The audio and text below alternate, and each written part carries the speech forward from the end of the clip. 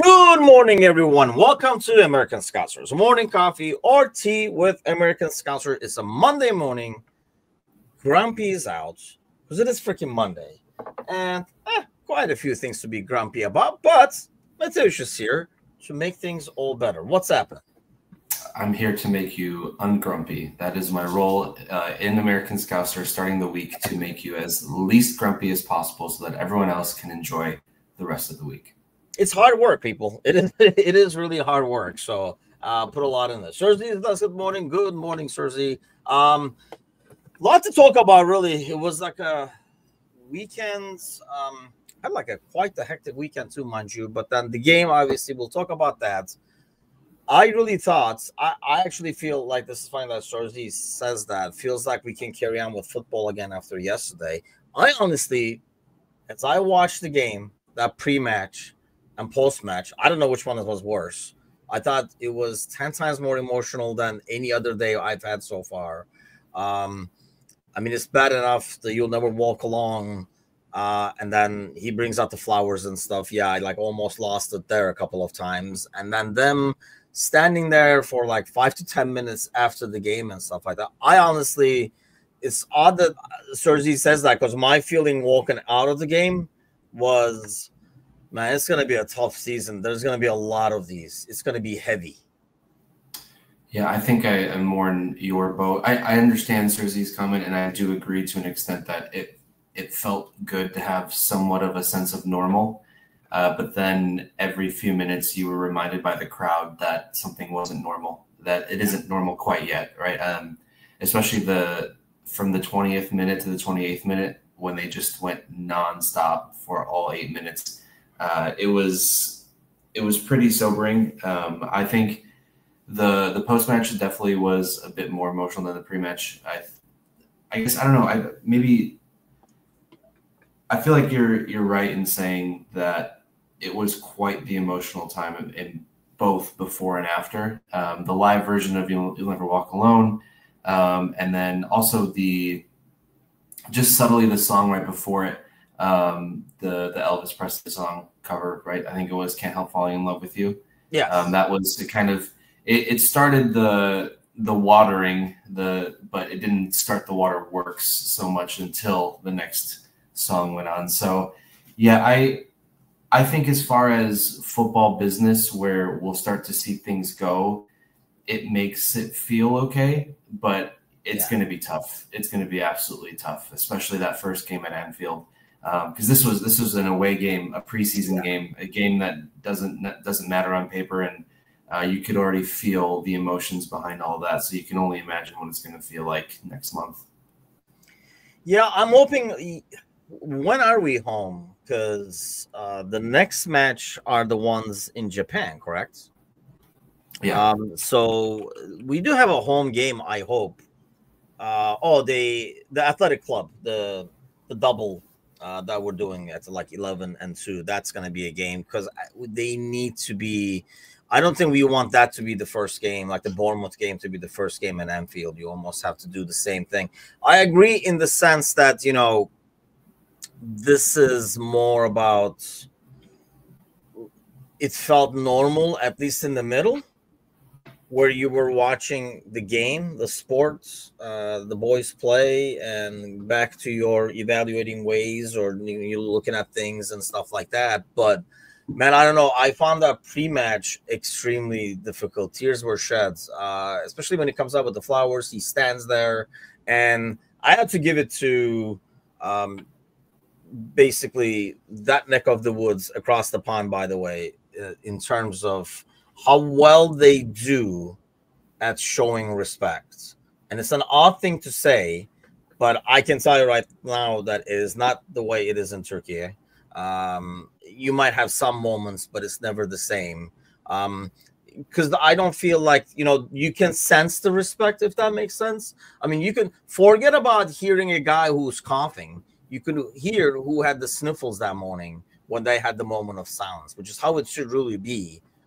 It's a lot more rare, I think, in Turkey, where those really happen, because you can, and when it happens, you can really feel it. I feel like they do a really great job of Liverpool did. I felt like Preston did as well. really good job of not making it corny but very respectful, very professional, and I don't know, which made it even worse in terms of like emotions. Yeah, I think because I don't know if I can't be the only person that had that feeling during the minute silence where I just thought to myself, some dickhead is going to say something. Right? I feel like I'm almost conditioned to think that someone's going to say something, and it was, for lack of a better cliche, you could literally hear a pin drop in that entire stadium.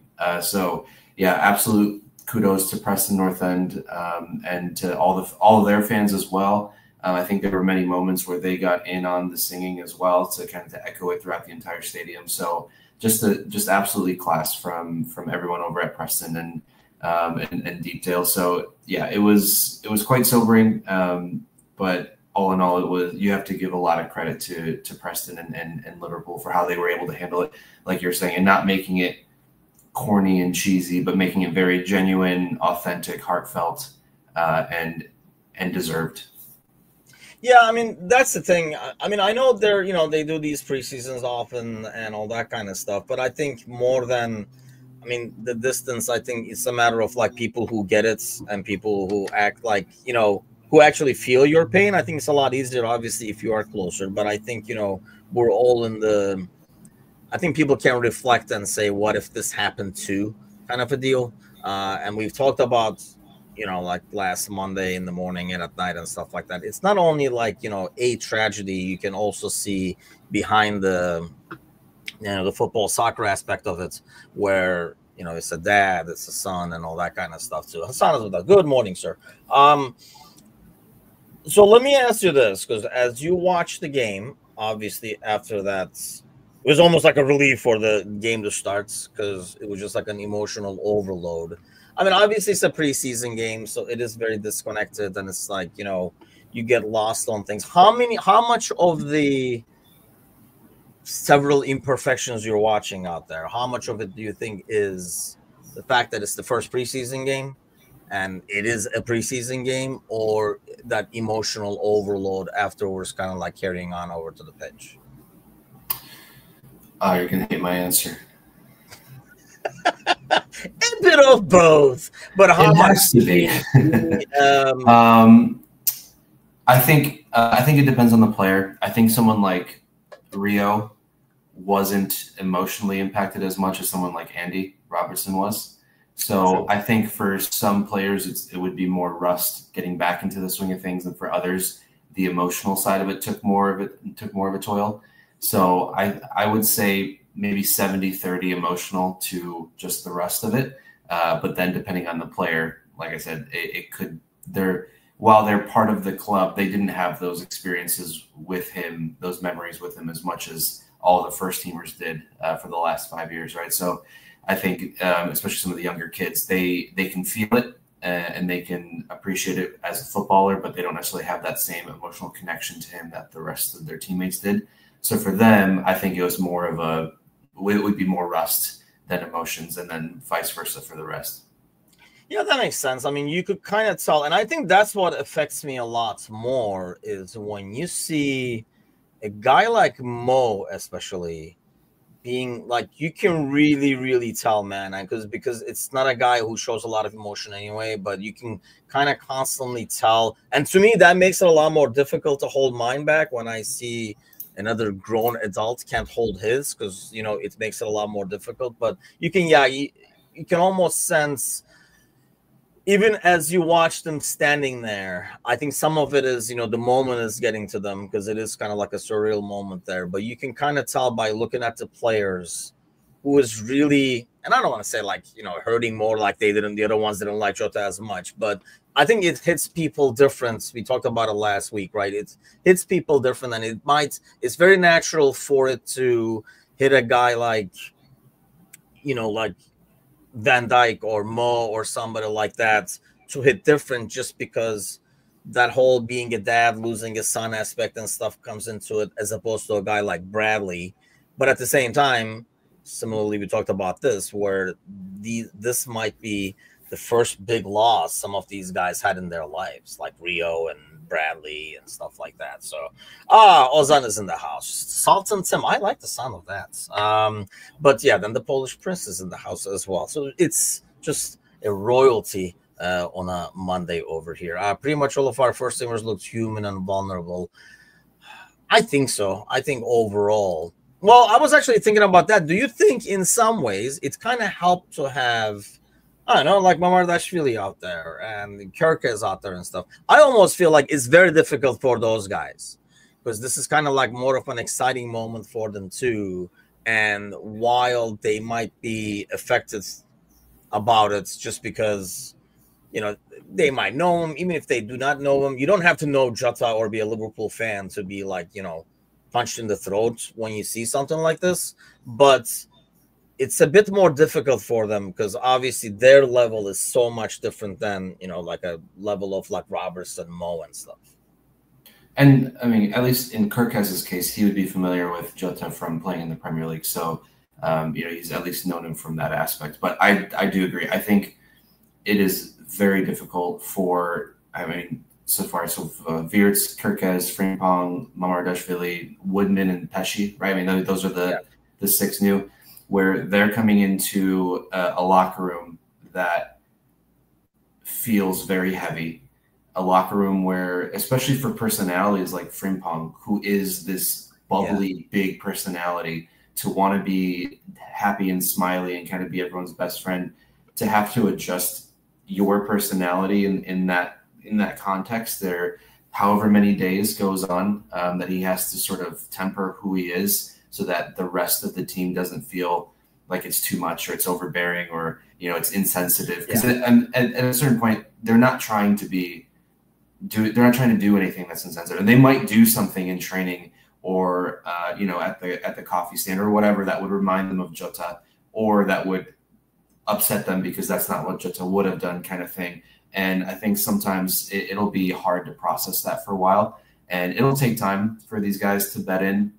But luckily, I think at the end of the day, they are playing the same sport, and they recognize that these guys are here because of how good they are on the pitch, and that could allow them to then build that relationship beyond the pitch as well. And so I think it'll just take a little bit of time. But to your point about having them on the field, it's probably good to have a bit of that break in between those who were there and those who were not there.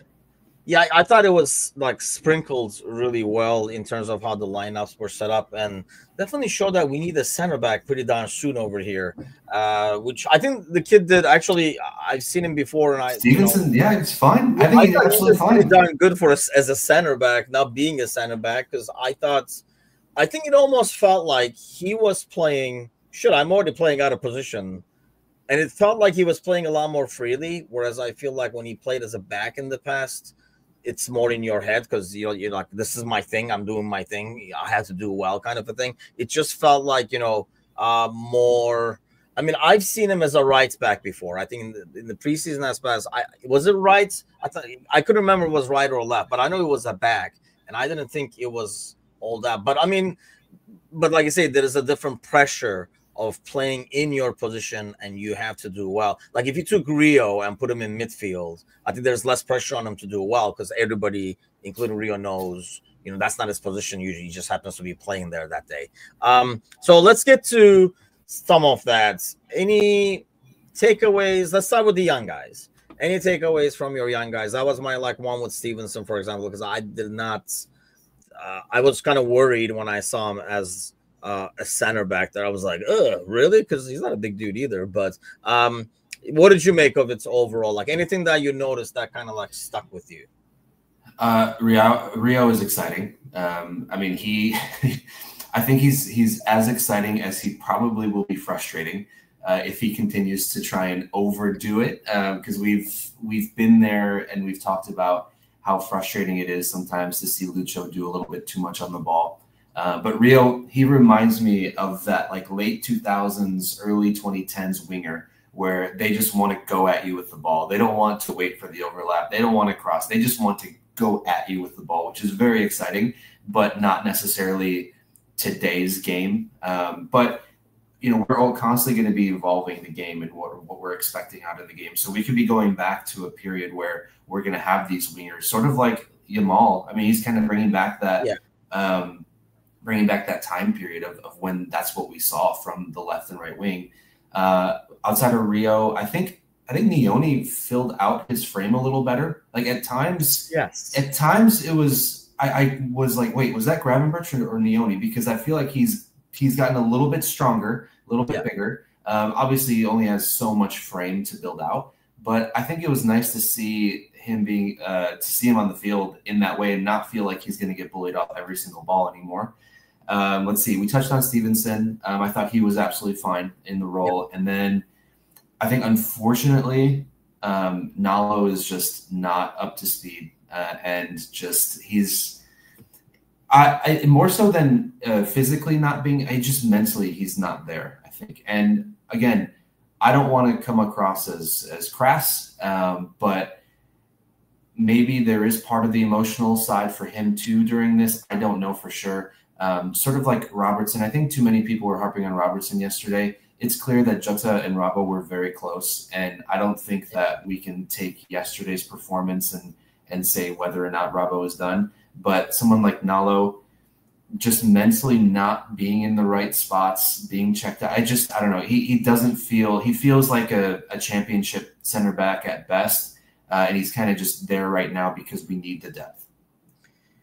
Yes, and I've been saying this for quite some time. He gets spun around so easily, man. And I know he's a young kid and everything like that, but still, so was Kwanzaa. I mean, this is the thing. Like, the days where, oh, he's only 18, give him 6 years thing is gone. Like, that's not how it works anymore. I mean, you see Rio out there, he's like, what, 16? Nioni was like 18, right? He just turned 18 actually last week or something like that. Yeah, the thing I like about Nioni, and I think it really helps not having full size. And yeah, like Ozan said, and you said, you know, like he did look like Gravenberch at times because of like, you know, like height and everything like that. And that's the thing. Gravenberch is not like a really big dude either in terms of, but what I really like about Nioni, and he does have that from Gravenberch, is awareness of where everything and everybody is. Like, as he's receiving the ball, he already knows his outlets and stuff like that. He's not, so that really helps when you don't have the size. Yes, see, I would say I was warning you guys for the last like weeks. I mean, I got nothing against the kid. Well, I mean, like soccer-wise, I do. I mean, I just don't think he's good. And you saw yesterday over and over and over again, and you could kind of say, well, he's playing next to Robo, I guess. And that's the thing, like giving shit to Robo is extremely unfair because he's playing out of position. And you can kind of tell there was like a ball that kind of like bounced early and like went over his heads. And that's the one that became like a counter that almost had like a 2-on-2 kind of a deal. Well, you don't do that as like he's a left back. So he's playing there and you could almost see that he's trying to be over physical. So he's like over aggressive, knowing he's going to be undersized against the striker. So that's why he goes in like that and it goes over it. I mean, been there, done that when you're worried about the size of the other guy. So you feel like you have to be extra physical. So you kind of overcommit and the ball bounces a different way. You're like, oh, shit. So I don't know. I thought it's extremely unfair. You're right. I think part of it was emotional. He was carrying like a heavier load than everybody else, but he's just playing out of position. I like when we like really nail somebody and just keep going at it. I thought he was out of it, but yes, exactly, Saidu, Ivan. Nalo played perfectly. Yeah, see, that's why you lost me. I read the end of the sentence before I came forward. I was like, what you said. The end was good, but it started really bad. Yeah, I did not think Nalo. I mean, no. I mean, perfect is biased over here. I mean, he gets spun around so easy, and this is by, you know, like Preston North End forwards. So I can only imagine how bad it would be. In some ways, they might be more physical, but then he's going to have pace and stuff like that. He was turned around like all over the place. But Nioni, yes, definitely. Who else do we have? Stevenson, we did talk about. The real thing is different to me, man. I don't know. I am still not. Yes, very exciting to watch. And I felt like yesterday they were like, go do your thing. Like, don't play. Because if he play like that in a normal game, I think Mo goes across the pitch and slaps him and then goes back to his right wing again. But I think he was told to do your thing, like feel natural, whatever. So he's going at two people and stuff like that. He's really great with the ball. The passing, like when you talk about a guy like Yamal, for example, I think the biggest thing is passing. Like that's what I like about Yamal. I think you can have a lot of wingers, especially that age, take people on and be agile and fast and stuff like that. When do you kind of change your game where you are going to get doubled and stuff? Can you create now, kind of like what Mo has made his game down the roads? So I don't know. That's the only thing with Rio. But then again, he's only freaking 16. So if he can add that to his game. But what is Yamal, for example? 19. He's 19 now? Okay. Or he's 18, just turned 18. That was like an interesting thing to talk about. I do want to get to Kevin's question though, because I thought it was that was kind of like interesting. But Prade, Gakpo and Kirkez seem like once they get on the same page, that could be something on the left-hand side that's really, really freaking. I thought Kirkez looked really good. Yeah, he's. I know we've seen him in the Prem and we've watched him at Bournemouth, especially when some of the first rumors came out. I know some of us sort of paid more attention to him, and you could see the size and the pace. But having him actually play alongside the rest of our team, it's exciting to be able to see someone who sort of just reminds you of Robbo from 7 years ago, right? Just absolutely gunning down the wing and being able to play those 1-2s, but also. There was a moment defensively where I think right on towards the end line when he put in a perfect slide tackle to receive the ball and then made a pass, then made a run. And just like he just got this engine that keeps going. Yeah. And so I think what you're saying is if he can develop that relationship with that left side, especially whether it's Gakpo, whether it's Lucho, and they kind of feel each other out, I think it could be a really dynamic play up and down that wing. But again, we don't know how much of it Slot wants to see because we're not really sure yet what he wants out of his left and right back. But now that he's gotten sort of what he wants as a left and right back, we'll see what they do. Yeah, I really liked his. I mean, he has the pace, he has the strength, and he is a young Robertson, and I feel like he's even faster and stronger than the young Robertson. So, because he has that like Pitbull thing in him, like in that slide tackle you're talking about, or some of the challenges he goes into, you can kind of. There was one like he literally put his face in the way, so that he literally got kicked in the face because he put his head in there and stuff. Probably not the smartest move, but I kind of like the attitude. This is a preseason game. It's almost like. It's just to piss off Cersei, like in basketball, diving for the ball, like throwing yourself on the ground, kind of a thing. You know, like those things are good things to build up on. And I thought he did extremely well. I almost felt bad for Robertson, where he's giving the ball to him so he can bomb down the left wing, and Robertson is like, "Great, I'm stuck over here." You know, like back. That was kind of weird. One of those black and white films where you see like your past life, and then it just. Instead of Robbo, it slowly evolves into Kirkez as he's running down the wing, and he just sees his role slightly go away from him. Make that real happen. It's your day off. Just do it.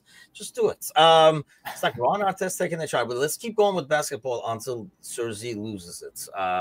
We'll go with that. But Chiesa, that was a good question. Hey, thanks for the comments as always. By the way, a bunch of people in the audience. Do me a favor, hit that thumbs up. So we bring some other people in here as well to the conversation. I really feel like it's a lot easier to enter the chat now because of who we have in the chats, our regulars every morning. So when somebody new comes in, it's very easy for them to kind of not feel like an outsider and stuff. I really like our chats in the mornings where it's become a little cheers. Everybody comes in and everybody's comfortable, everybody has their assigned seat, it feels like, and stuff. So, but yeah, do hit that thumbs up. And then obviously I'm going to ask you to drag somebody by the ear. But Chiesa, what did you make of Chiesa's performance yesterday? And I don't even know, like I say, is it fair to make too much of these performances? Or in case of Chiesa, if it makes even a difference? I mean, we probably have similar questions about Darwin, right? I think a lot of people Dude, if that free kick went in. I mean, I don't think I've ever done this, but I was like, man, I hope this doesn't fucking go in, because I did not want to put up with a 2 to 4 month conversation of we should get one more season kind of a thing. But go ahead, sorry. Maybe we should. No. I think like you said, I can't put too much stock into it. I've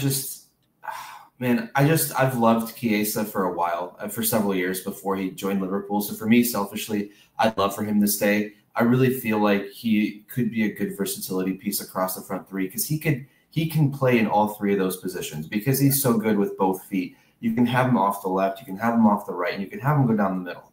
The problem is when Wirtz comes in, and this is so weird to talk about having him as someone we didn't get to see yesterday. Yes. But knowing that he's there, this generational world-class talent that's there, if he's going to be kind of playing that 10 role, it's hard to see Chiesa ever playing down the middle, because unless Wirtz isn't there, then there's really not much space for him to be there. So I selfishly would want Chiesa to stay. My only issue is that he makes a lot of money per week. And I think I said in the Discord, he's top 6. He's the 6th highest earner on the team. 160 or something like that. Like, I don't know something if he's still top 6, because some people got new contracts, but I hear you. Yeah. True. That's a good point. But even then, let's say he's like 2 people got new contracts. Let's say he's top 8 still. He's top 8 while receiving the bottom 3 amount of minutes last year. Yeah. And while it's not our money, as the famous Kazi would say, there is a little to be said about maybe sometimes some players looking at a player going, he's making 160 a week and he's not even touching the field. Someone like here, making 80 a week, actually putting in contributions. So yeah, I don't think there's much to take out of yesterday's performance. I think I still appreciate when he's on the field, it feels like he really wants to do well, but that could be a detriment, sort of like we've seen Nunez, where they try to do too much and they overdo it, because they don't get too much of an option, too much of a chance, and they want to do more than they should, and that takes away from the actual rest of the team. But again, it's preseason. It is a makeshift lineup. He's playing right between Rio and Mo, so not something that's going to happen very often. So in a perfect world, I think he stays, only because also the market for attackers right now isn't very great. So rather than maybe putting in a bid somewhere for a replacement, it might be better to just keep with what you have. That's an interesting. I didn't think that was going to end like that after what you said all along. I think it's with him, when it comes to the market, I think we're going to see in these next 7 to 10 days now, all the dominoes start to fall. And I think that's when the bottom market is going to open, because when these guys sell their players to the big boys, I think you're going to have some like openings here and there over there. By the way, yeah, what's up with that? I didn't even notice we were getting ready for the show. First of all, this is not blue. This is what we call in the biz like a denim blue. You just said the word blue. But I said denim first. So this in the business is not what we call blue, you guys. This is robin's egg blue. No, I can get away and say this is denim, but you can't get away. That could very well be, if you stand up, it could very well be a Chelsea shirt. So I'll give it to Mr. Barrett. That is very... It's blank. It ain't blue, it's denim blue. Actually, this should be like that's a great sales tagline too. It's like, it ain't blue, it's denim blue. But I mean, apart from his blue trashing, with Chiesa, it's a little disappointing when he doesn't grab opportunities. And that's the thing, right? But Chiesa reminded me yesterday of when I was like 11, 12. I used to go, they have all these like turf fields back home that, you rent, and you can play in like, people are playing like 2 a.m. and stuff like that. That's when we used to play with, like, my brother and his friends would play. I would go play with them.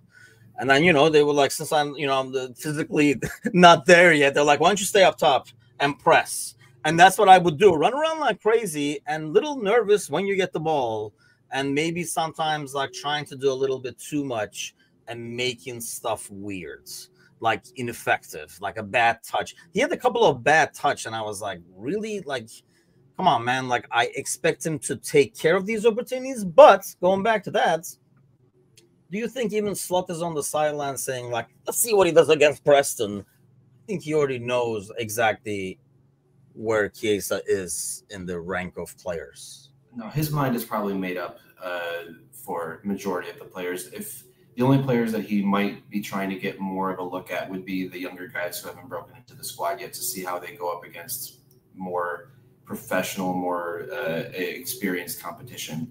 But to Chiesa's defense, one of those touches did lead to a goal. I know. I mean, hey, I know Rio cut through the defense. Rio cut. Well, no, it was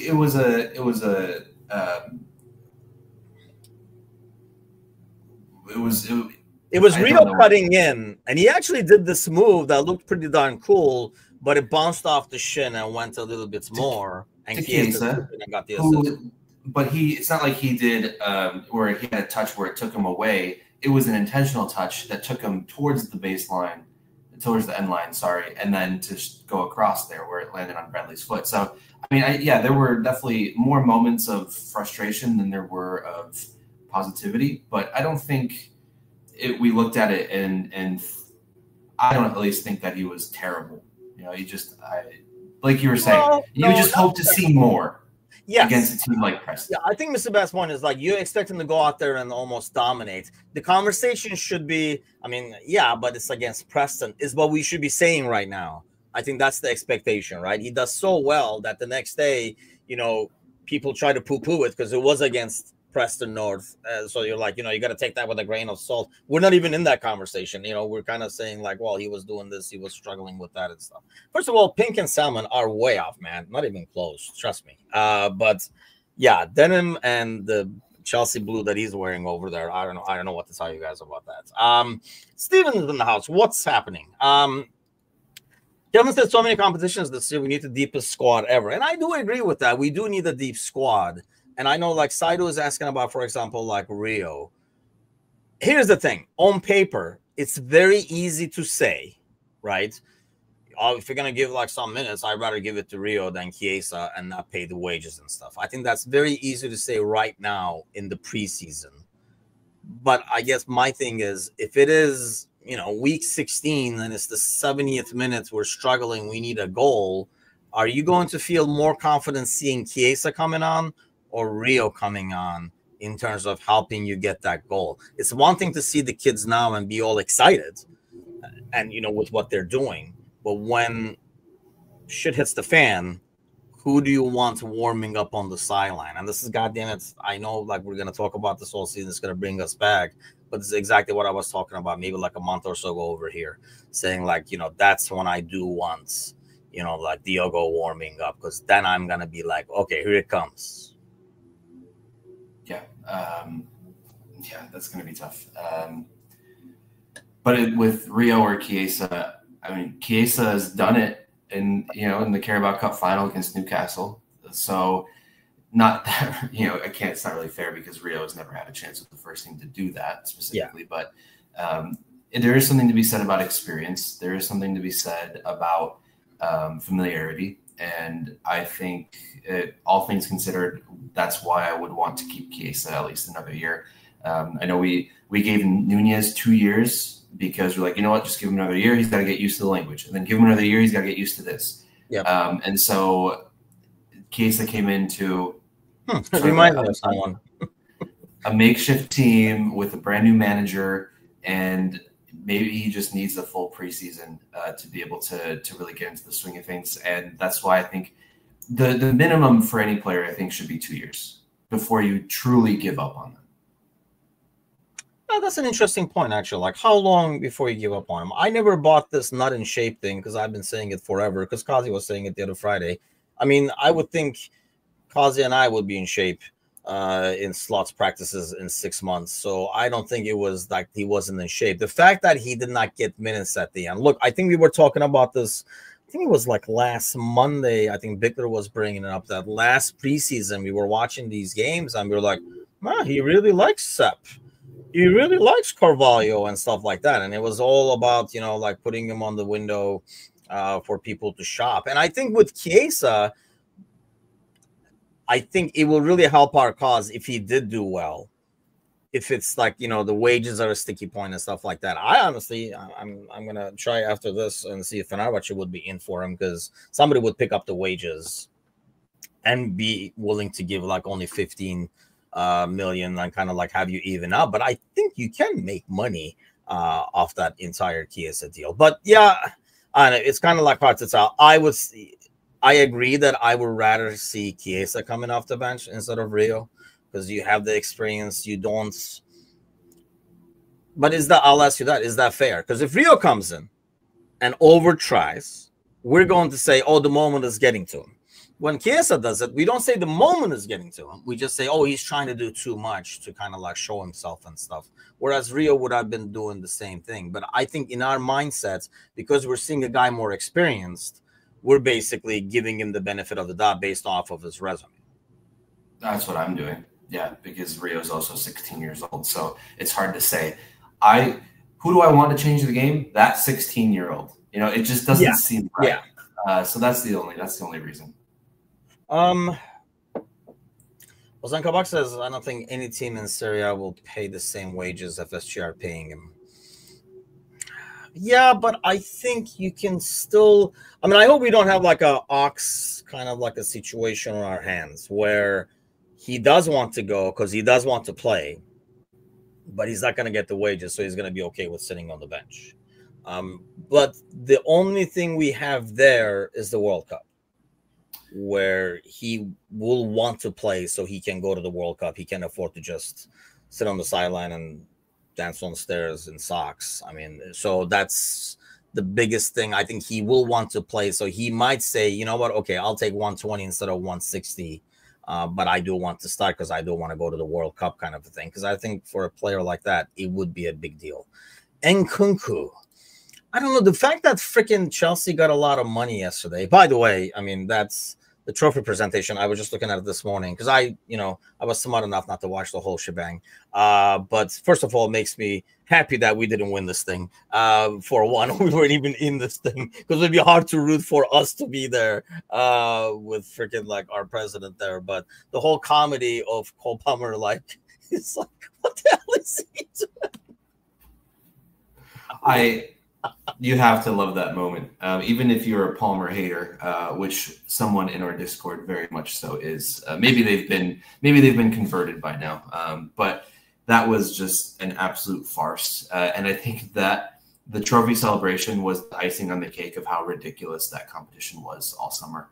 And I really worry about the World Cup because I don't want it to be such a theatrical thing. It's always meant to be one of the purest tournaments in the sport. Every 4 years we get together to watch it, and I don't want it to be sullied and ruined by what we saw yesterday as well. Not to say that it hasn't already been sullied by having it in Qatar and having all that stuff go on too. I understand that, but it's something. There's a difference, unfortunately, where when it happens in your backyard. And the person that you can't stand is the one that's trying to get in on the celebrations. And it's just, yeah, don't want to get too crazy political here, but he's a piece of shit. And that's it. Yeah, I mean, we're a Liverpool channel. I know it's like, especially in the US over here, it's a very contentious thing because people, actually, I should throw that on there. I don't think I ever threw this on here during our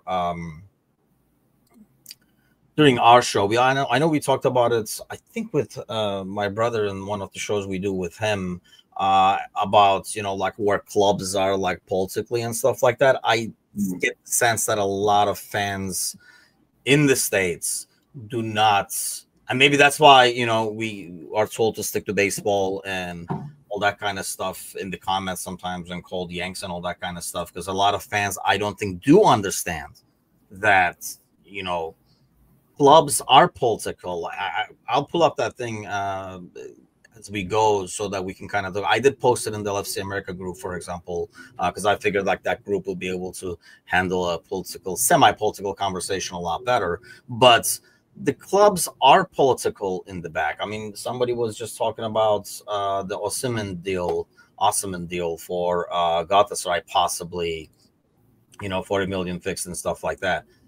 I can tell you right now, no club in Turkey can actually really afford that money unless you have some other political ties and all that kind of stuff and doing all that. So whereas sport is a bit more political. I think we talked about it in the past in terms of in the US is specifically designed not to be political, to maximize profits, so that you're not seen as, so you don't eliminate half your potential clientele by saying, oh, we'll go more this way and stuff like that. I think there are some exceptions, which is maybe why I'm like a 49ers fan and stuff like that, because of the state they're in, maybe. But the club themselves usually do not like really go out there, and they contribute to both, if you will.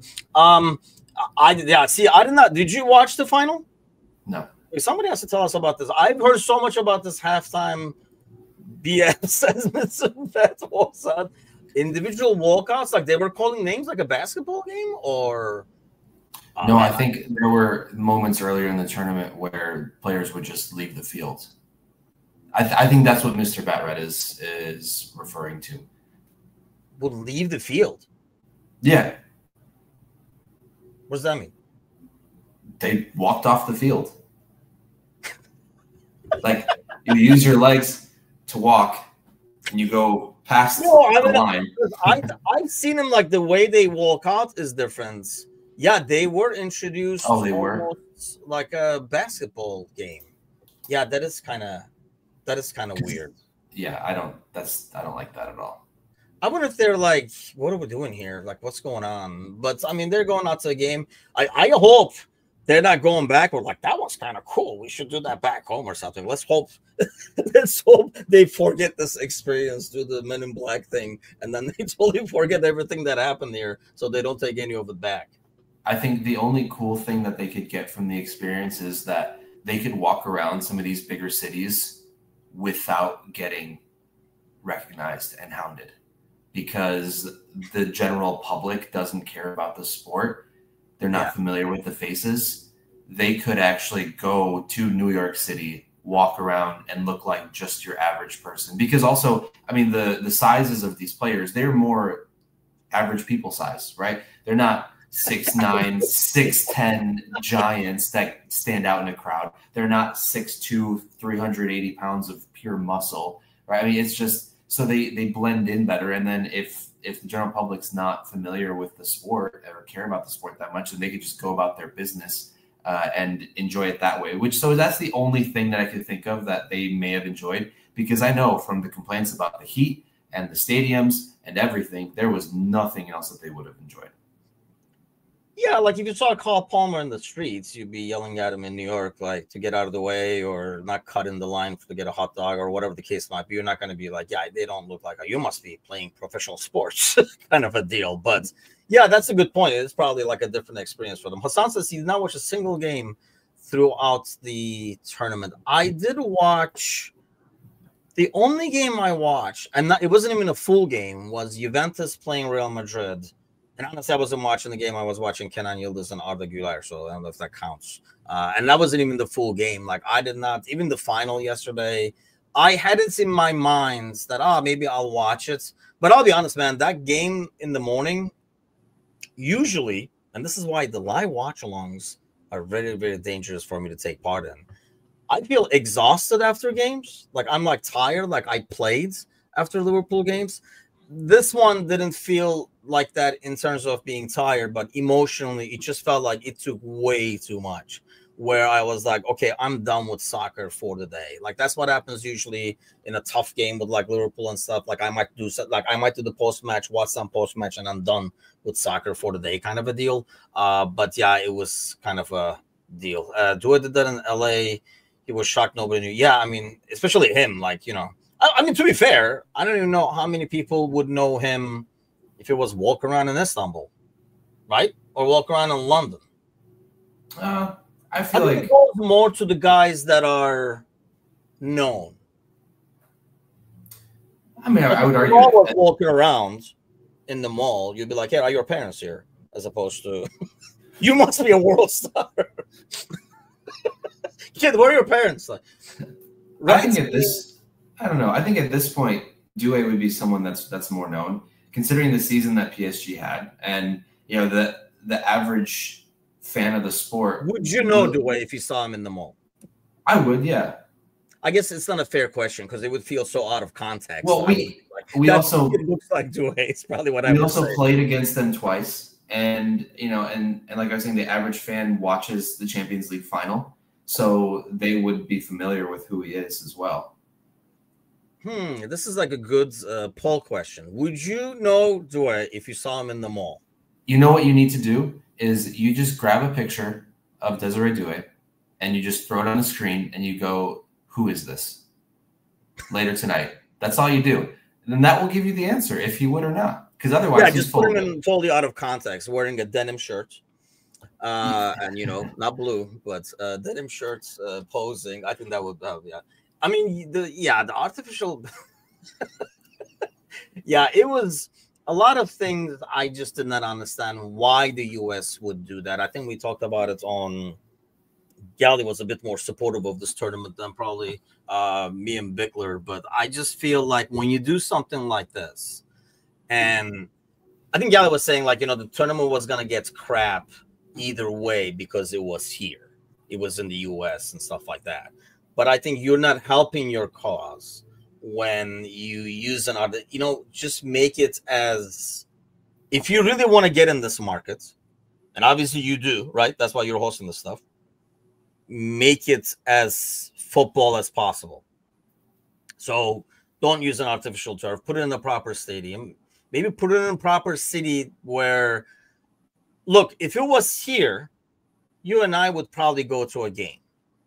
Is that fair to say? Like, not maybe, I mean, it looks like you could go to a Chelsea game, but like we would go to, like, Palmeiras playing whoever, Al Hilal or whatever. Just because it's soccer and it's here, I would probably go. I don't know. It's like freaking 90 degrees most days. I probably wouldn't. But, like we would at least be tempted to go. So if they put it in more big cities, I feel like and soccer cities, if you will, there'd be a bigger chance of them filling the stadiums, creating more of like a football environment. Yeah, I think so.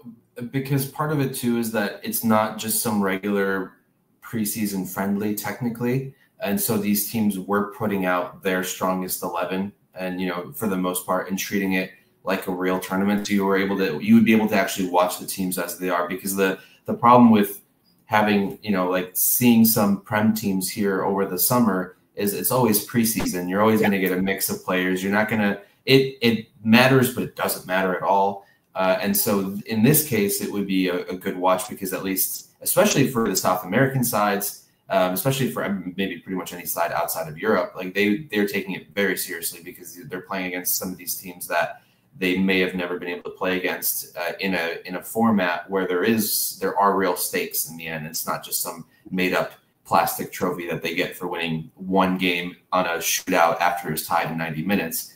But how dare you talk shit about the Audi Cup? How dare you?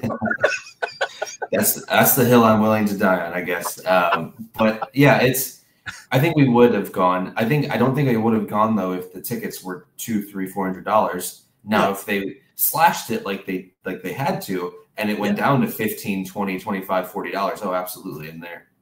Yeah, I mean, it would be like just for the experience. I wouldn't mind like sitting next to, with the Palmeiras fans and just get that vibe and environment. As similar to the World Cup. I mean, when it's here, I mean, we're talking about the ancient, we would go to a game, and I wouldn't mind being in the stands with like the Japanese fans or something like that, or Nigerian fans or something like that, just to soak in the atmosphere and the environment and stuff like that. It would be cool. I don't know why they picked the cities, these pitches. It just was not a smart way to do PR at the end of the day. And obviously, my barometer, and that's what I was telling on the Monday night show too, if we don't care as much of an addict as we are to the sport, if we didn't care, the regular dude is not going to care at all. And that's the problem. Like, we should have been really invested telling people, you got to see this.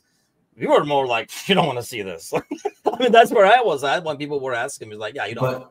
But do you think you're saying that because we weren't involved? Do you think you would be saying it differently if Liverpool was actually part of it? I debunked that theory when we had the trivia question for when we were in it. And nobody could remember the final, who we lost to. I think when we asked the trivia, like people were Googling like crazy. Nobody could remember the one that we lost. Do you remember how many times we were in the finals? of this tournament? Hmm?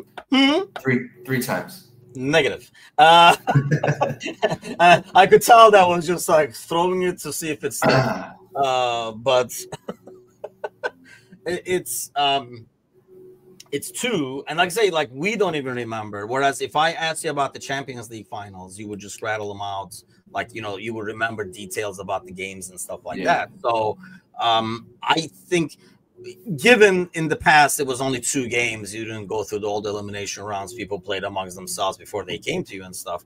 But so it wasn't as big of a tournament, if you will. But I don't think we would care as much. I would have loved Liverpool to get the money, but I wouldn't want them to be in this tournament. And we're going to see, I mean, that's one thing that we were talking about, like come March, February, we're going to find out if this tournament is going to hurt teams like Chelsea and, PSG and City and stuff like that with, more tired legs. Mind you, City went out a lot earlier than I thought they would. But, I mean, and that's my thing, the players lost. Do you think they said, I didn't see devastation like getting eliminated from Champions League or anything like that. It was more like, oh, good, now we can go on vacation for God's sakes, kind of a thing. So Ozan is in Atlanta, by the way, so if you want to get a piece of his action, you can see him in Atlanta. Standing capacity 71. I did see, not the Chelsea game, but I saw a game in Atlanta, and it looked ridiculous because they did what we actually talked about, I think, with you, Mateusz, where in Soldier Field, they closed the top. Almost we pretend those are not seats, so it doesn't look as pathetic. Whereas they had it open, so there was like 2 guys all the way up there, like 1 guy sitting over there and stuff, and it looked sad, but it was like it was like the other 2 teams in the group or something like that. And the weirdest thing about that is that they typically get close to selling out every game for the actual MLS team that plays there. So it's not like the city isn't full of fans of the sport necessarily, because they do sell out the stadium when Atlanta plays there, when Atlanta United plays there. So the fact that they couldn't fill it for Chelsea and LAFC is quite telling as far as how much maybe MLS fans here don't care about the sport overseas and don't really care to want to care about the sport, because I've seen that too in some MLS channels where, like when I did a lot of MLS fantasy a couple of years ago, a lot of the people there knew nothing about the Premier League, knew nothing about anything overseas, because they didn't care, because it wasn't necessarily the same product. And they knew that whenever they said that they liked the MLS, all they got was shit from fans from overseas. So they just stopped caring about any of that overseas and just focused on just the MLS.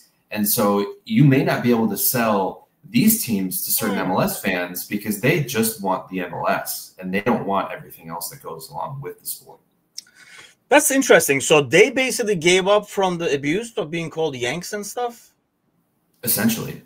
Really? Okay, that's interesting, actually. I kind of thought maybe it was more like, me beating up on you on FIFA, but not going out into the big tournaments and taking them on, knowing, knowing I'm not that high of a level, but I'm pretty darn good. So like Major League Soccer, they're like, yes, we know there's something better out there, but we're just going to play amongst themselves. I thought it was more of that, so that you can, because let's face it, if you really value and see Major League Soccer as like a big deal, once you get introduced to the other one and realize the scope of what you're doing, I don't know if it kind of diminishes the value for you a little bit. Does that make sense? Yeah, it could, because then you think about the talent disparity between the leagues. And while I know there's going to be plenty of people who are trying to argue for the case of the MLS being, one of the top leagues of the world, the truth is that they're still quite a ways from it. And they're going to be quite a ways from it until they put in systems like promotion relegation, or they actually get on the same freaking calendar as the rest of the world for the most part. So yeah, it'll be interesting. Not all, but every fan base loves to tell us to support. And that's another thing, maybe, like there's some city pride going on and stuff like that too. Yeah, there is a lot of gatekeeping, that's for sure. That's a big part of it. And I'll be honest, like there's a big part of gatekeeping against Americans, though.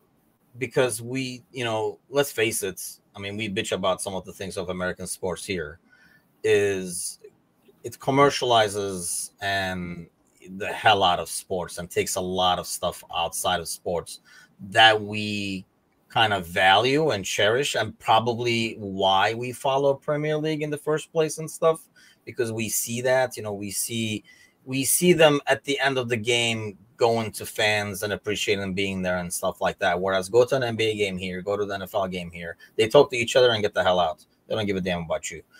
So, like there's a lot of things in sports, in American sports, that I find, as somebody who grew up with, like football, soccer, that I find like really odd and almost semi-disrespectful, but other people don't. Like I remember when I first came over here at like restaurants, they were like, did you want to keep your fork? And I was like, no, I don't. Like, why the fuck would I want to keep my fork? I thought that was like a really weird concept. No, bring me a new fork. What? Like, like how they pick up the appetizer plates and they'd be like, did you want to keep your fork? No, I don't want to keep my fork. Did you want to bring me a new fork? Like, what is that? But then I realized it was kind of like a thing. But that's what I mean. Like when you're used to it, nobody else says, why wouldn't I get a new fork? But when you're used to, and it's not like, we're all princes out here. I'm sure you're like, new fork, keep your fork. What?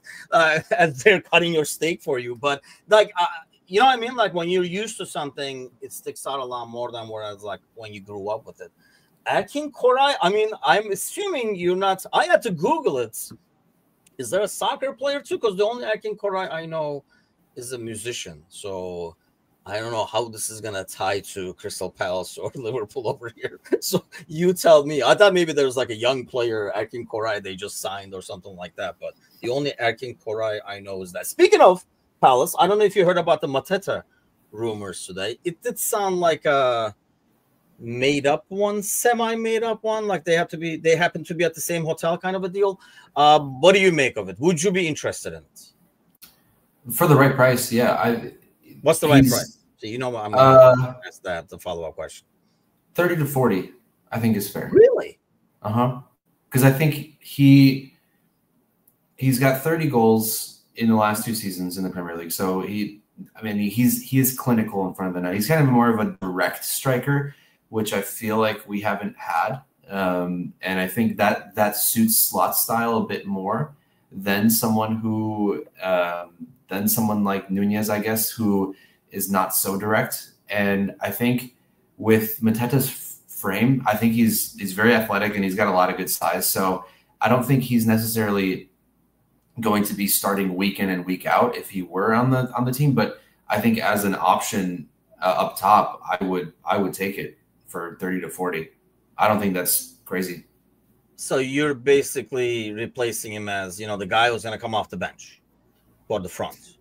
Is that what you made him? I maybe starts 7 to 11 games in the Prem, but mostly plays in the cups and then comes off the bench. Yeah. Kevin Benson said another Benteke, and I look at Mateta and I can see him. No offense to like Kevin, but I can see him doing well at a team like Crystal Palace, and especially the way Crystal Palace play too, because they play a lot of counter. And then he's going to come to Liverpool and he's going to see Burnley parked back there. And he's going to be like, okay, so where am I going to get space around here? And for one, and then two, he's going to get lost in the middle between like 6 guys. So whereas, with his size, when it's only 2 guys covering him, yeah, he can probably put 2 guys in his pocket and keep running. But when you're like the box is full and it's a low block, I just don't know how effective he would be. The price wise, if you said, which I'm sure he will not be, that's why I kind of took it as crap. But if it was like 20 or something like that, I'd be like, oh yeah, that's not a bad guy to make him a Divock Origi and like bring him off the bench when we're gonna kind of like focus on set pieces and try to get the ball in the box and stuff like that. But yeah, I don't know. I mean, I'll be honest, I don't watch as much of Palace. I know he's very clinical and he can really finish. Like if he's a 1v1, you're gonna be like, okay, this is gonna hit the back of the net kind of a deal. I just don't know if he has maybe because of his size, he looks really awkward, doesn't he? Like really awkward on the ball. I think it's the tucked-in shirt with the long sleeves, and you just look at him and you go, he looks. I think that's why he looks awkward. Yeah, he looks like kind of like Matip, like looks out of context, like somebody did it with AI or something like that. But I doubt there's truth to, and that's another thing. He's 28 years old. I didn't even know that. I know he was up there. I didn't know he was 28. I know why I thought he was only like 25, 26. So I thought he was borderline. So if you, 28, like I say, unless it's 15, 20 million, probably it does not make sense. Yeah, man, you're always in the last second, Steve. But hey, better late than never, man. Better late than never. Welcome aboard. But yeah, that's it for us today. If you have hit the thumbs up, why the hell not? Because I asked earlier. But yeah, do hit the thumbs up. It does really help the show and the channel as well. It's odd to say that. I didn't think so. So now I know why everybody says it, but it does go a long way. So if you hit the thumbs up, somebody else might get access to the show and their timeline and stuff like that. And as I always say, please, please, please go grab somebody by the ear and help us spread the word. Okay, one for the road. Does Darwin stay or go?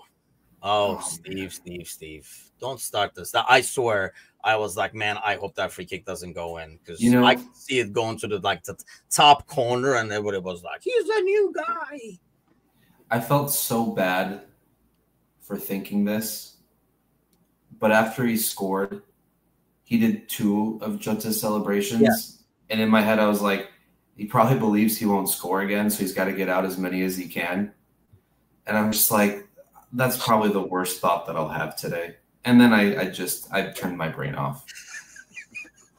That is horrible. I didn't even think that, so that's pretty bad.